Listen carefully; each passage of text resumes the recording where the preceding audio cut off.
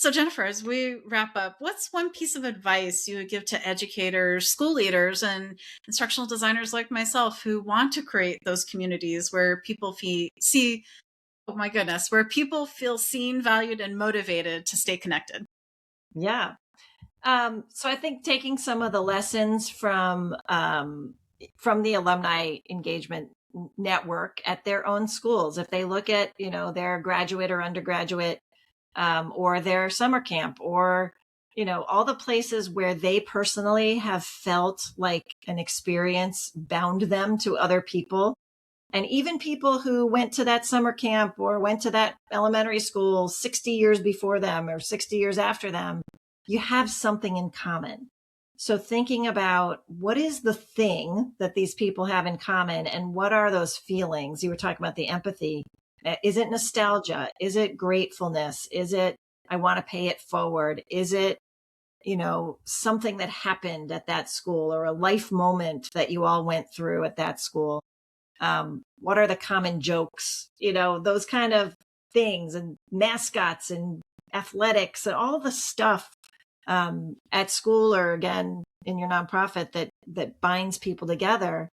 And then take those things and start building the community. The other thing I think a lot about is when I am building an alumni network for somebody or rebuilding it, I don't just come and say like, okay, here's the menu. What do you want to do? I build it with people and with volunteers to say, okay, I didn't go to your school, or I wasn't in your nonprofit. Tell me, talk to me. What is it that you think people would want? So I'm building it with them, and getting that buy-in, especially from some key volunteers, is really the key to success of building these communities. I love that, because you're getting them involved in the process. And so they're not just an afterthought, right? So Yeah. yes, Yeah. exactly. We do that with when we create great learning, we look at the very beginning, do that needs Mhm. assessment and see Yeah. where are the pain points, but then Yeah. also what do you love to do, and just what are some things you want to learn. So I like that. That's great. Yeah. And And really involving them. the iterative Yeah. process, I'm sure when you're teaching or you're developing this, you might not get it right the first time. And so getting the Right. feedback from people, and you switch up the questions or the case studies, or, how the scenarios and the tests that go.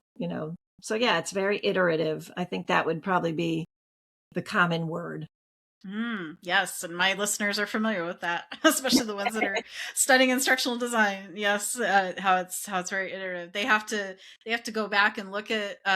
It's interesting too, because in this capstone, they're having to look back at a previous instructional solution they did, and then they have to critique it, and they have to see what would you change now that you've learned, through several classes, and now you're in at the very end of the program. What have you learned? So it's really neat, and then they get to finalize their portfolio and get their artifacts to where they want it and everything, and really polish it. So I'm finishing up the last week of this class, so I'm excited to see more of my students' portfolios and their videos of them presenting as if they're presenting to an employer, right? Or a network Yeah, or that's something. great. That's It's great. always Well, and exciting.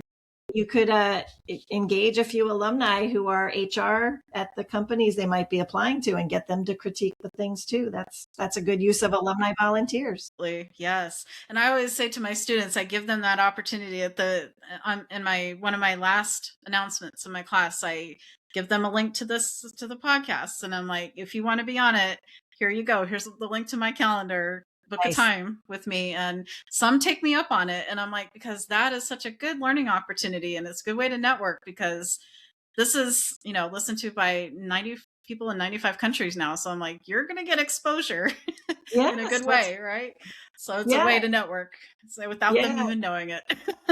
So You just slide that in. I'm like, here you go. Yes. And you get to talk about your experience. I had one student that she was like, well, maybe I'll get up the nerve someday to do it. And I'm like, I understand, you're a little nervous. I get that. But just, the only way you'll know is to take the plunge. And, Yeah. Just it's do like it. when you go for a job interview, you just never know. Just do Yeah. it. Yeah.